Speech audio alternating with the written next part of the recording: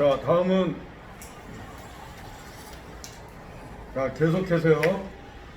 173페이지에 서브머리드 아크 용접을 같이 공부해 보도록 하겠습니다. 먼저 그림을 한번 볼게요. 176페이지 한번 봐주실래요?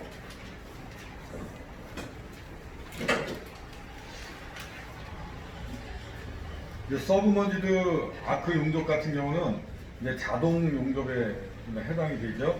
그래서 이제 그 두께가 많이 나가는 그런 이제 제품들을 용접할 때 이제 많이 쓰고요. 특히 이제 조선소나 이런 데 이런 데서 좀 많이 쓰고 있습니다. 그 그림을 한번 보시면 용접기 옆에 그 주행 대차라는 게 있어요. 그 주행 대차가 뭐냐면 그 용접봉하고 여러 가지로 이렇게 실구성은 자기가 그 레일을 따라서 이렇게 쭉 가요. 가면서 이제 용접을 하는 거예요. 그림을 이게 대충 다시 한번 그려보면요. 이 부분이 이제 용접을 하는 부분이에요. 그 다음에 그 옆에 레일을 갖다가 이렇게 레일을 설치를 하고 그 위에 주행 배차가 이렇게 있습니다. 있고요. 이제 이 주행 배차 위에 용접봉이 이렇게 감겨져 있어요. 그 다음에 그 앞에 이제 호퍼라는 게 있는데, 이렇게 호퍼라는 게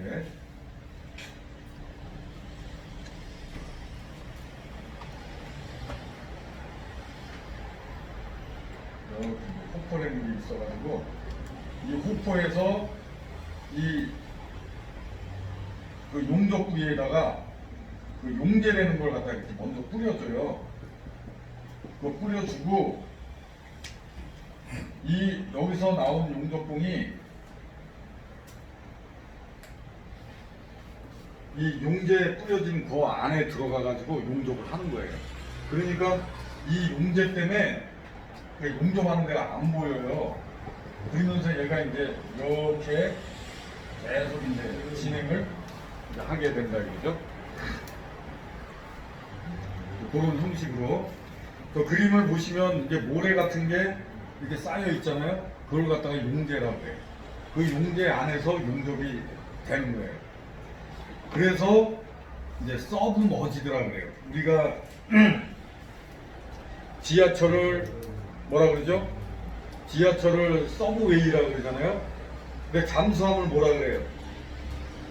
서브 마린이란 말이에요. 잠수함을. 그러니까 안 보이는 속에서 한다.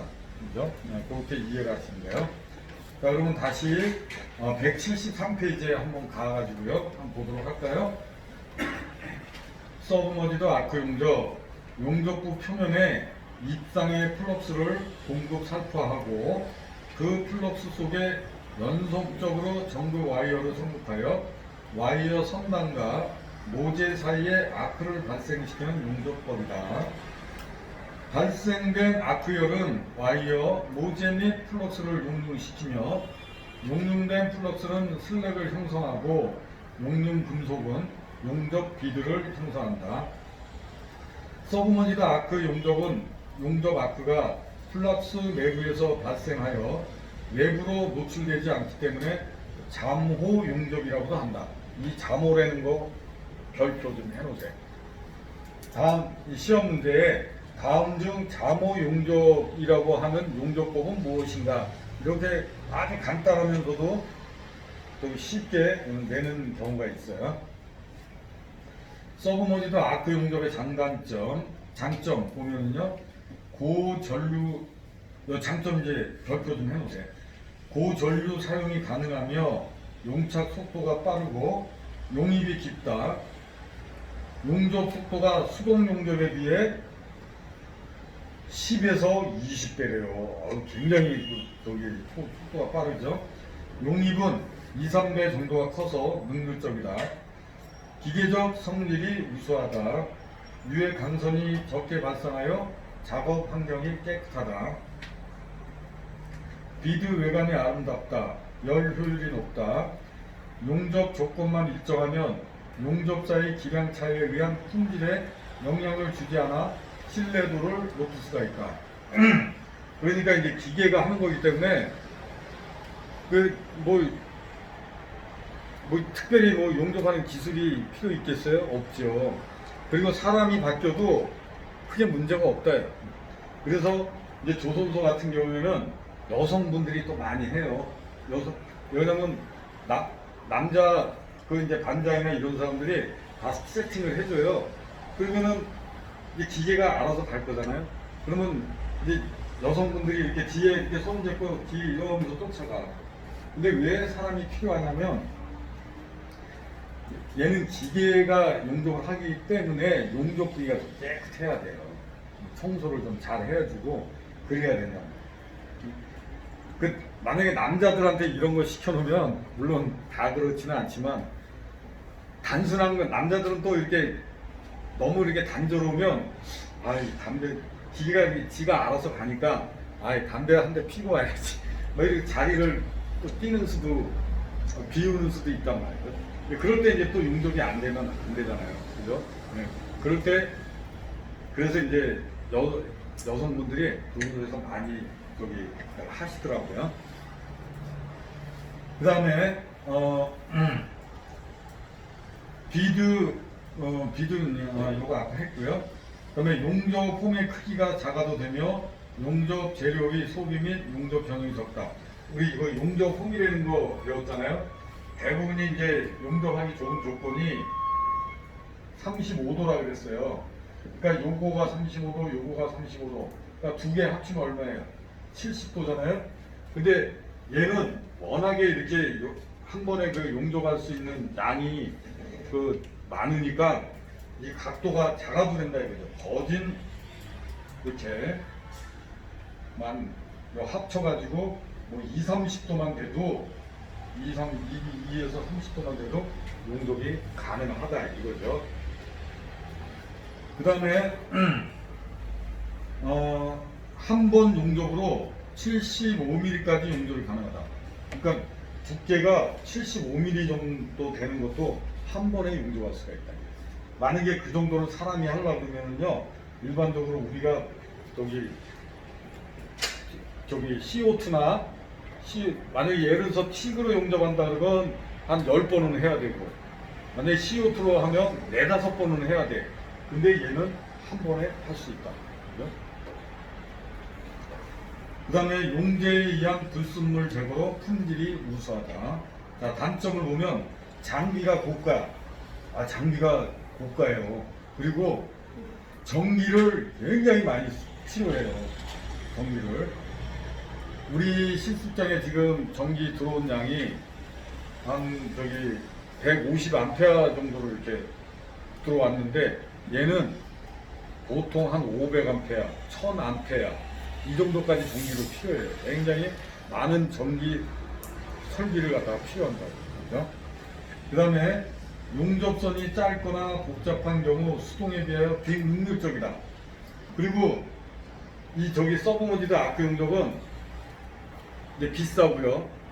또 설치하는데 시간이 많이 걸려. 기계가 하는 거니까 어떻게 해요? 대부분이 정밀하게 해줘야 오차 없이 가는데 우리 예를 들어서 사람이 하는 용접은 어때요?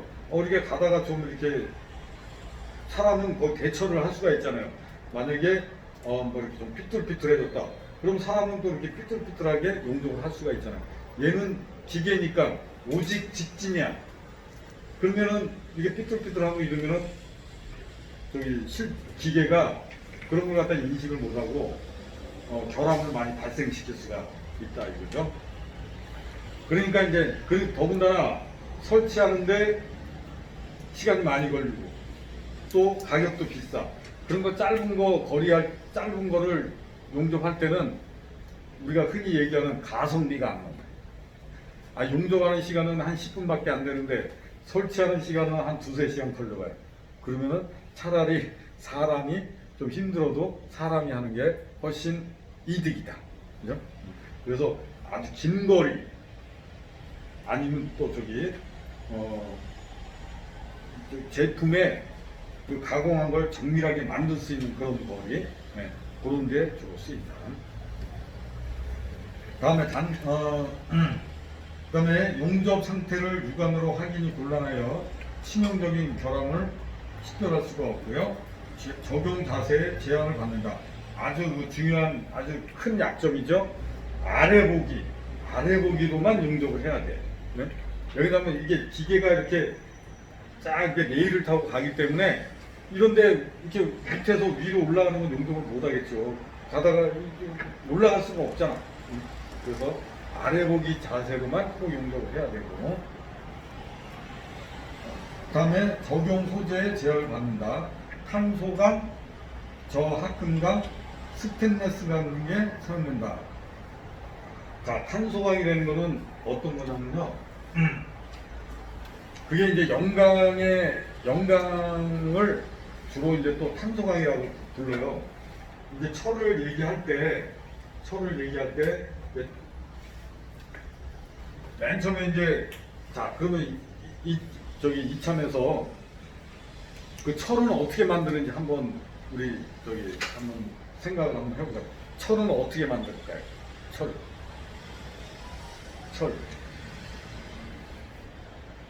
고철을 녹여서? 그럼 그 고철은 어떻게 만들었지? 자, 아시는군요. 철. 네? 돌을 녹이는 거 아닐까요? 돌? 무슨 돌?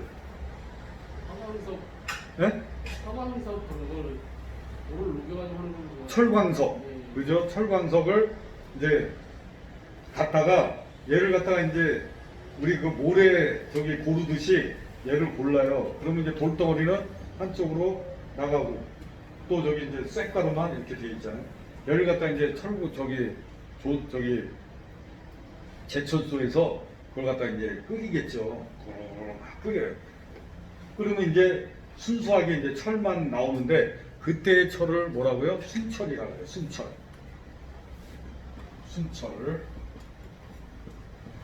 먼저도 한번 말씀드렸는데 이 순철은 진짜로 순해요. 철이 뭘 힘이 없어. 용접은 잘 돼. 근데 우리가 실질적으로 사용하기는 너무 약하다 이거죠. 그래서 얘를 갖다가 강하게 만들어 주려면 어떻게 해요?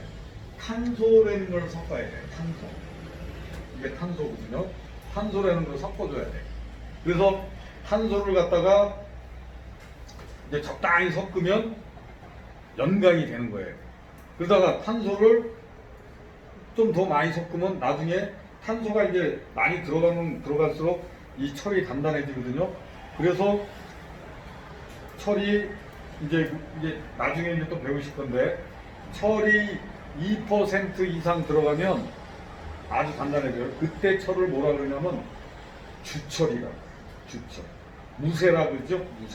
무쇠가 되는 겁니다. 대신 무쇠는 단단하지만 깨지기가 쉽다. 그리고 무쇠는 용접하기가 어렵다. 그래서 이 철들을 대부분의 철들을 뭐라 그러냐면 탄소강이라고 해요. 탄소강. 왜 탄소가 섞였기 때문에.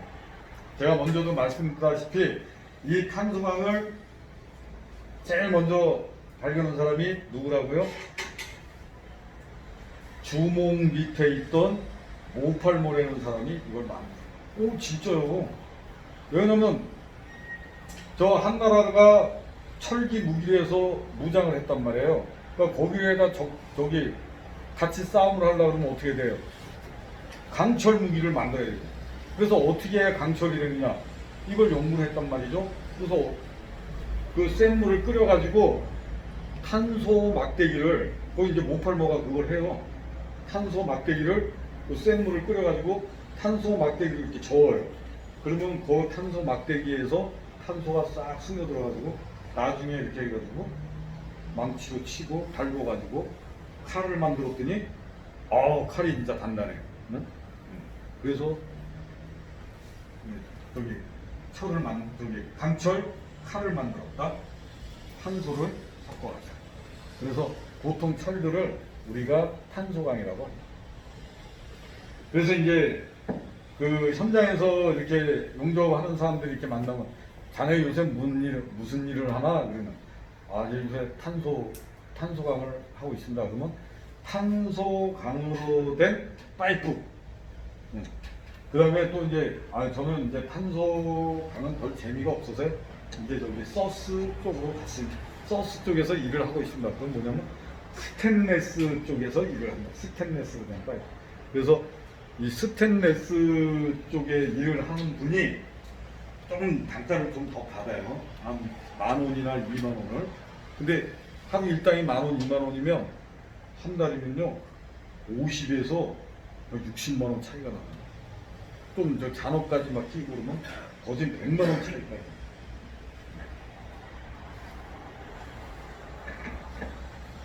이제 저와 학군강 스테인레스 강 중에 사용된 거예요. 그래서 저 탄소강에 대해서 말씀드렸습니다. 이제 그 뒤에 가면 좀 더 깊게 이제 공부할 수 있는 기회가 있고요. 자, 174페이지 넘어가세요. 비육 보면 용접홈의 정밀도가 좋아야 된다. 이 홈을 얘기했잖아요. 이 홈이 아주 정밀해야 돼. 처음부터 끝까지 일정하게 쫙 돼야지, 용접이 일정하게 돼야지. 안 그러면 중간에 뭐 어디는 막 50도, 어디는 60도 이러면은 기계가 그걸 갖다가 캐치를 못하기 때문에 이제 결함이 생길 수 있다. 그죠? 그 다음에 용제의 흡수에 주의해야 된다. 용제에. 그러니까 아까 보면 이렇게 뿌려주는 거 있었잖아요. 용제. 그러니까 우리 용제 또 어디서 배웠어요? 가스 용접할 때 붕사 같은 거, 이게 뿌려주는 걸 용제라고 그랬잖아요. 여기에 뿌리는 건 용제는 붕사는 아니에요. 거기에 맞는 이제 다른 용제가 있는데, 얘가 습기를 갖다가 잘 먹어요. 그러니까 그 습기를 안 먹게 잘 관리를 잘 해줘야 된다. 그래야 용접 품질이 좋아지는 거예요. 이별량이 커서 용접 금속의 결정 및 조대하로 충격값이 커진다. 그러니까 열이 갑자기 많아지니까 그 용접하는 부위에 그 금속들이 이제 결정이 좀 이게 되면서 미세해야 되는데 큼직하게 이렇게 된다는 뜻이에요. 그러니까 나중에 보면 이제 충격, 이제 큰 힘을 받으면 거기에 크랙이 갈 수 있다. 그 뜻이에요. 다음에 이제 참고해 보시면, 이것도 중요합니다. 서브머지드 아크 용접 홈의 정밀도는 루트 간격이 0.8mm 이하가 돼야 된다. 그거까지만 좀 아세요. 루트 간격이 뭐야? 자, 루트 간격이 되는 거는요, 이 모재와 모재 사이 거리. 여러분들이 이제 만약에 용접을 한다, 예를 들어서 용접을 한다 그러면요, 이렇게만 아셨을 거예요. 두 개를 갖다 딱 붙여. 응? 근데 예를 들어서 이렇게 두 개를 딱 붙여서 용접을 하잖아요. 그 뒷면이 용접이 안 되잖아요. 그래서 뒷면까지 용접을 되라고 이렇게 간격을 좀 띄어요.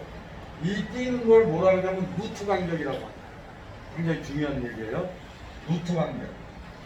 그러니까 이 모재하고 이 모재의 거리를 루트 간격이라고 합니다. 루트 간격이 0.8mm 이하가 돼야지. 이 간격이 너무 멀어지면 농락이 된다. 빵꾸가 난다는 얘기죠. 워낙 세니까.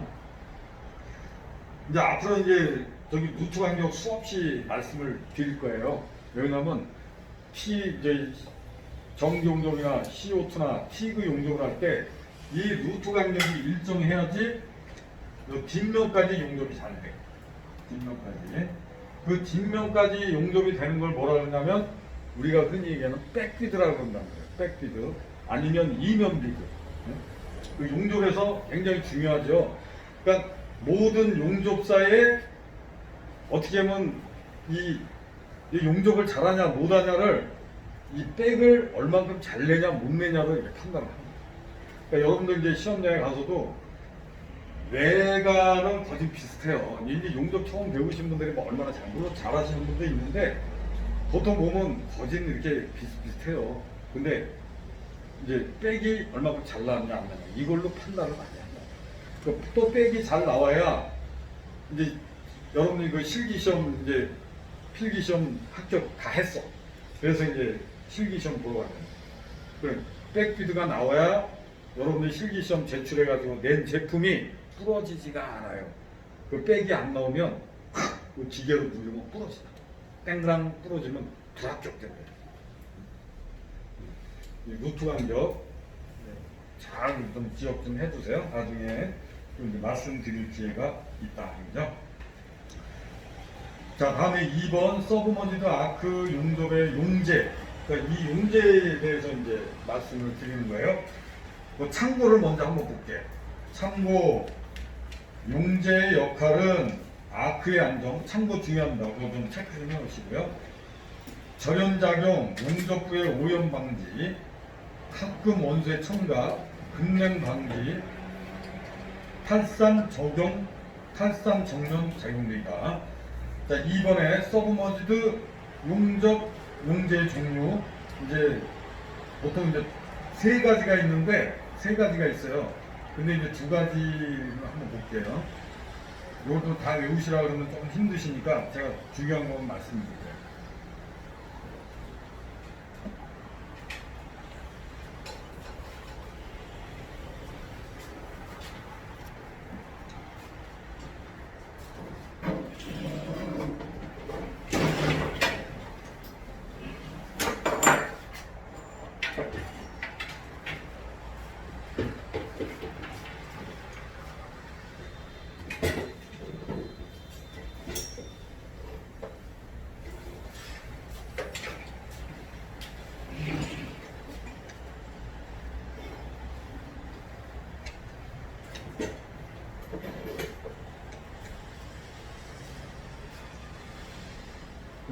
용융형 용제하고 소결형 용제가 있어요.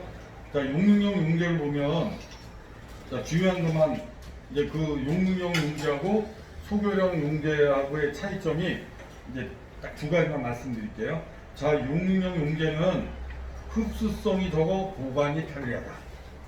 뭐 아시는 거고요. 그 다음에 175페이지에 소결형 용제는 착색이 가능하며 식별이 가능하나 흡수성이 강해 장기 보관 시 변질의 우려가 있다. 그러니까 둘 중 하나는 흡수성이 없고 하나는 흡수성이 있어. 그래서 시험 문제 내기가 아주 딱 좋다 이거죠. 예를 들어서 용융형 용제 그 용융형 용제를 설명한 것 중에 틀린 거 해놓고서 뭐라 그러냐면 흡수성이 강해 장기 보관 시 변질의 우려가 있다 이렇게 말을 바꿔놓는다는 얘기죠. 그래서 그걸 포인트로 해가지고 보시면 되겠습니다.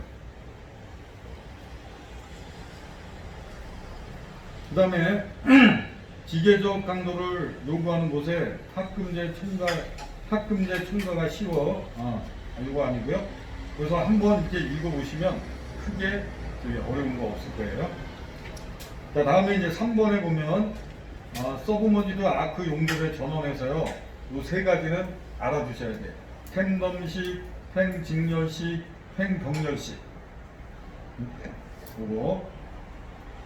그러니까 이제 요거에 대한 용도는 안 물어보고 종류가 뭐냐 이렇게 물어본다고요. 서브머지드 아크 용접 전원에 따른 종류가 아닌 것은 이렇게 물어요. 텐덤식, 팽직렬식, 팽병렬식 해놓고 뭐 더블 텐덤식 이렇게 이제 물어본다는 거예요. 그러니까 그러면 더블 텐덤식이 아니다. 그렇게 아시면 되겠습니다. 그럼 맨 밑에 좀 한번 읽어볼까요? 직류전원은 400A 이하의 역극성을 사용하며 박판, 불이합금, 스테인레스 등의 응용 사용되고 교류는 쏠림이 없고 그 종류는 전류에 따라 500A, 750A, 100A, 1000A, 2000A, 4000A의 대용량이 필요하다. 일반적으로 전기 시설비가 많이 든다. 그렇죠? 그 다음에 서브머지드 아크 용접은 그렇게 좀 보시면 되겠습니다. 자, 다음에 이산화탄소 아크 용접.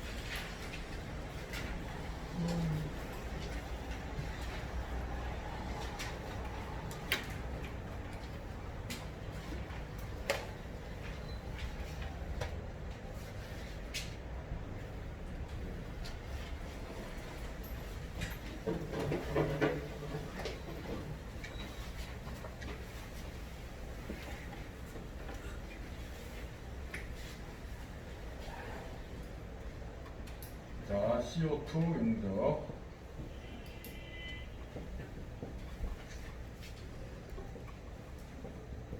이산화탄소 아크 용접.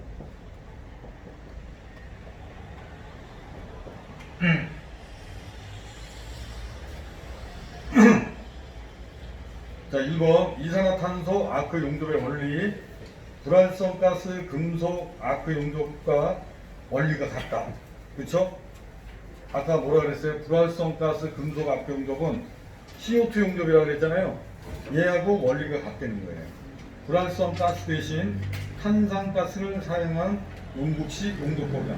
그러니까 간단하게 모르게 아주 똑같지는 않은데, 용접기에 불활성 가스를 쓴 거면 미그 용접이고,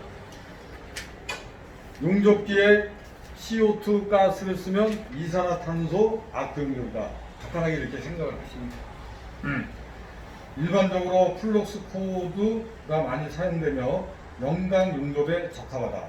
그러니까 미그 용접하고 CO2 용접은 생김새가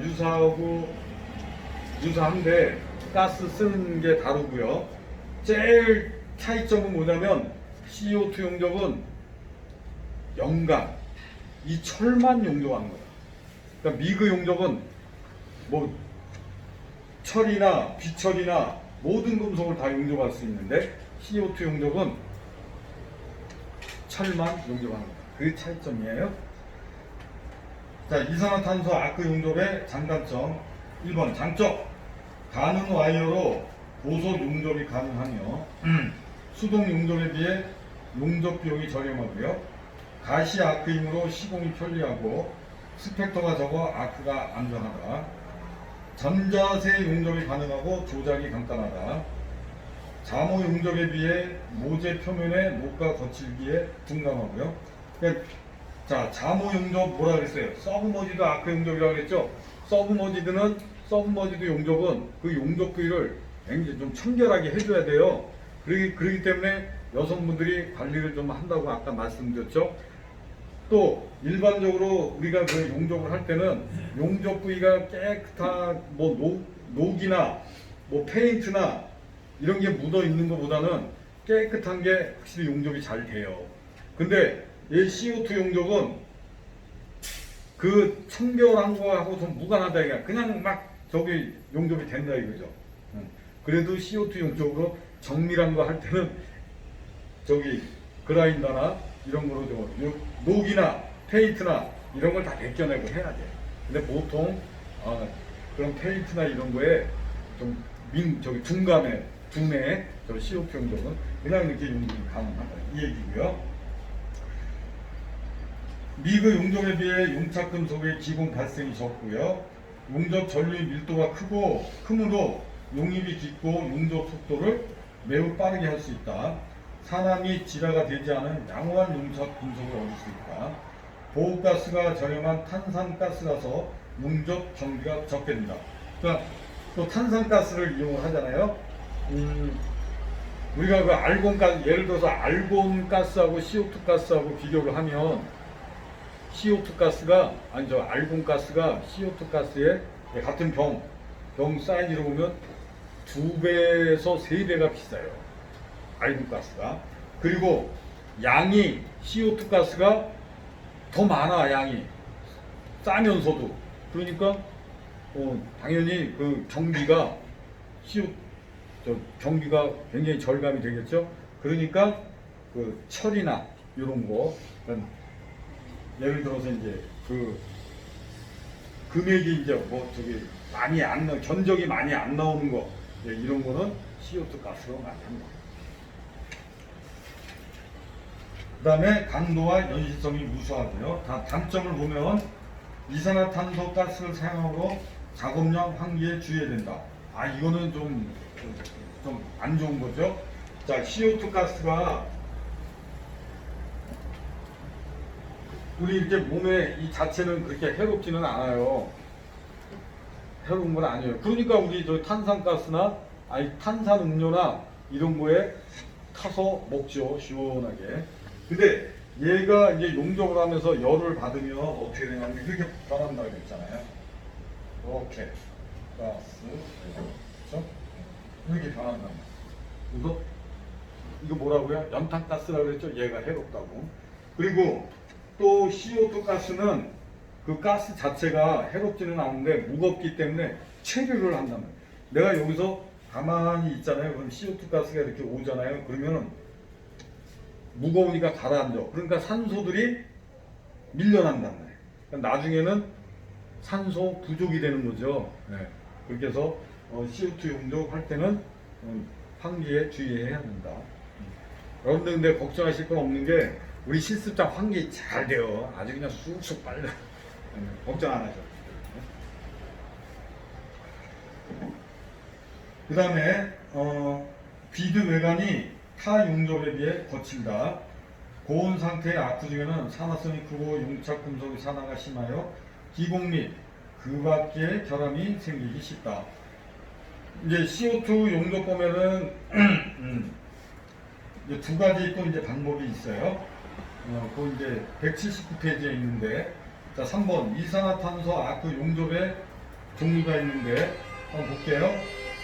자, 그 용북시라고 돼 있는데 기역, 니은, 디귿 요거 좀 한번 보자고요. 솔리드 와이어라는 거 있는데 어떤 거냐면 용접 CO2 용접 봉에는 두 종류가 있어요. 솔리드 와이어, 플럭스 코드 와이어. 뭐냐면 솔리드 와이어는 플럭스 코드 와이어보다 이 탄소량이 좀 많이 들어가 있어요. 좀 이렇게 강하지요. 네. 그 다음에 자, 솔리드 와이어 혼합가스법. 꼭 CO2만 쓰는데, 아니, 이산화탄소 CO2 용접에 꼭 CO2만 쓰는 게 아니라 혼합가스를 쓰는 경우가 있다. 왜? 자, 지금 저기 전반적으로 이렇게 보면 여러분들 혹시 그 온실 효과라고 아시죠? 온실 효과가 왜 생기는 거죠? 온실 효과. 온실 효과가 좋은 거예요, 나쁜 거예요? 네? 지금 태풍이 많이 뭐 이상하게 많이 오고 기후 변화가 심하고 이런 걸 왜 생긴다 그랬죠? 온실 효과 내는 것 때문에 생기는 거예요. 그 여러분들 그 온실이라는 거 한번 보세요. 온실에서 이렇게 한겨울에는 온실에서 이렇게 저 농사를 짓죠. 왜 그러냐면 이 온실이라는 건 뭐냐면 그 이제 그 비닐로 된 이런 집을 만들어 가지고 거기다가 이제 농사를 지으면 어떤 현상이 생기냐면 태양빛이 이렇게 들어와요. 들어와서 거기를 갖다가 열을 이렇게 하잖아요. 그러면 그 열들이 바깥으로 못 나가. 왜? CO2 가스 때문에 그렇단 말이에요.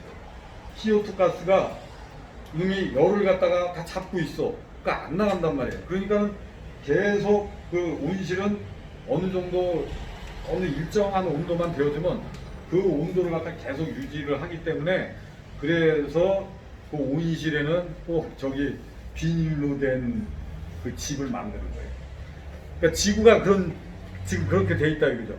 CO2 가스가 많아가지고 CO2 가스가 보통보다는 많아요. 그러니까 태양빛이 이렇게 들어와가지고 지구를 달구잖아요.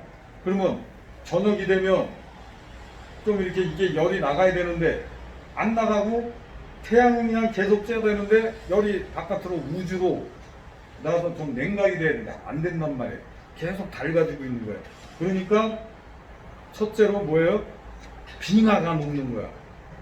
그 열 때문에 빙하가 녹으니까 바닷물이 상승해지고 그러다 보니까 그 증발되는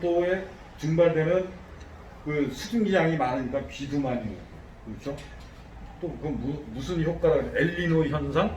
네, 그래서 비가 한 번 오면 그냥 막 어디 감당할 수 못하게 그냥 막 오고요.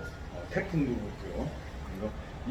그래서 저쪽 저 선진국 쪽에서는 그래서 그 이산화탄소 이제 쓰는 제한을 두잖아요.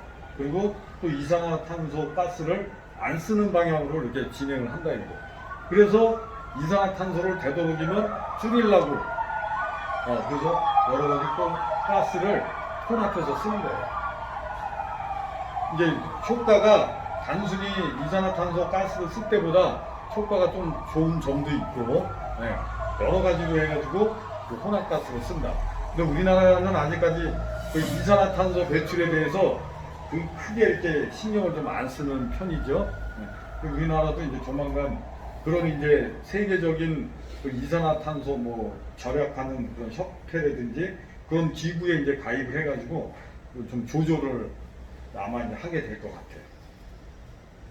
그래서 요즘에는 이제 모든 화두가 이산화탄소를 어떻게 하면 절감을 할 수 있을까, 그죠? 그래서 전기차를 이제 휘발유나 이런 이제 화석 연료 대신 전기차를 또 많이 쓰려고 그러는 이유도 이산화탄소 배출량을 좀 줄이려고 이렇게. 그래서 이제 솔리드 아이오 혼합가스 보면 CO2하고 산소하고 CO2 가스를 같이 섞어 쓰는 방법이 있고요. 또 CO2하고 알곤하고 섞어 쓰는 방법이 있고요. CO2하고 알곤하고 O2를 섞어 쓰는 방법이 제일 많이 씁니다. CO2, 알곤, O2 혼합가스. 그 다음에 이제 디귿에 보면 용제가 들어있는 와이어 CO2법이요. 용제가 들어있는 와이어 CO2법은 뭐라 그러냐면 그 옆에 좀 적어주세요. 플럭스 코드 와이어법이라고 해요. 플럭스 코드 와이어법이라고 합니다.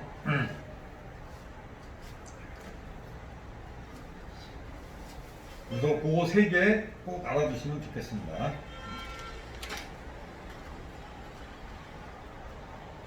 자, 다음에 180페이지에 보면요.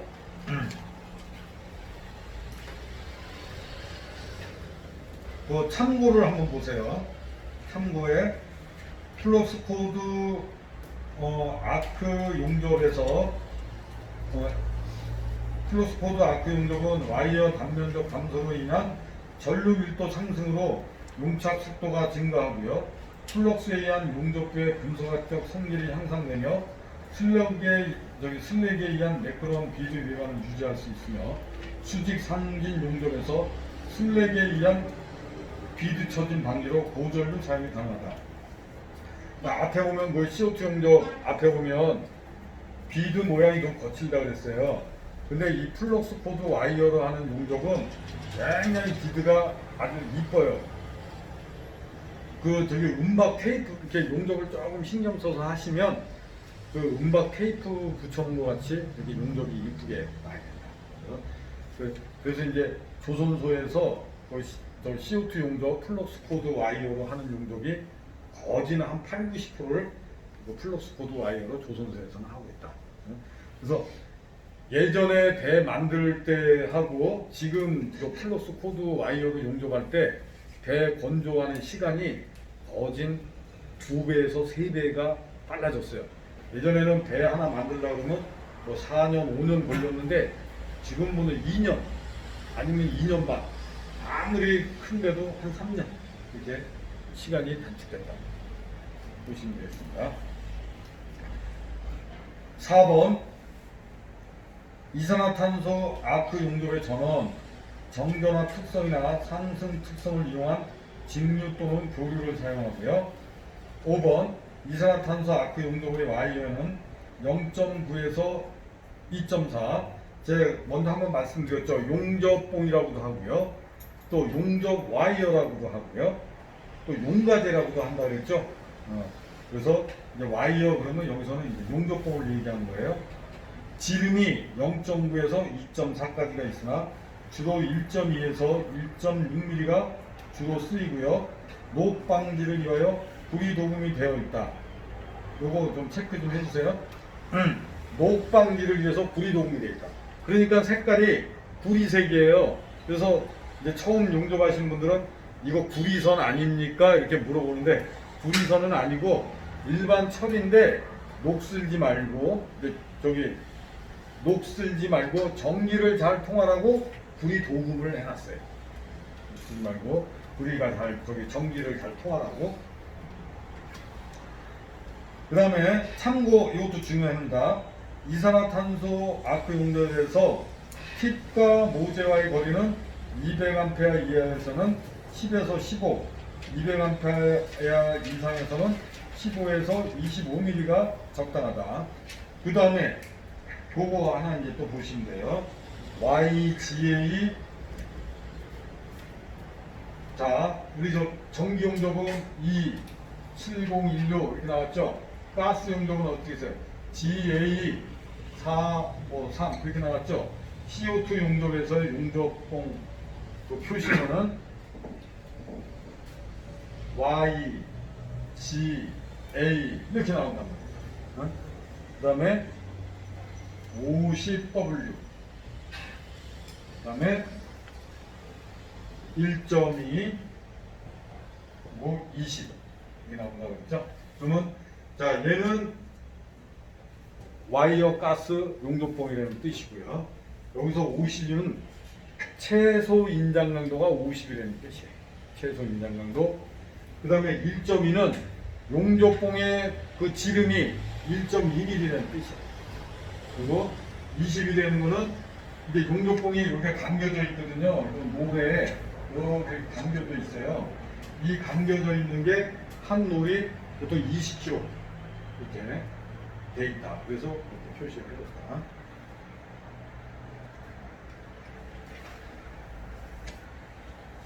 주로 이제 그 소형의 조그만 공장에서는 한 1.0 이제 굵기가 1.0짜리를 좀 많이 쓰고요.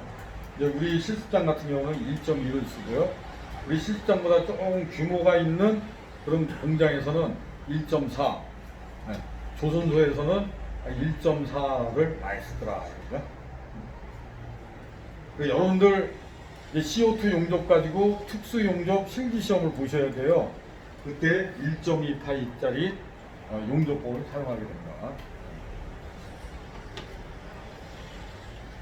그래서 이산화탄소 아크 용접의 용도를 보면은요, 철도, 차량, 건축, 조선, 전기기계, 토목기계 등 일반적으로 모든 분야에서 잘 쓰고 있고요. 밑에 그 참고도 아주 중요합니다. CO2 농도에 따른 인체 영향은 3, 4%에서 두통이 일어나고요. 15% 이상에서는 위험하고요. 30% 이상이면 치명적이다. 이것도 시험 문제 자주 나옵니다. 자,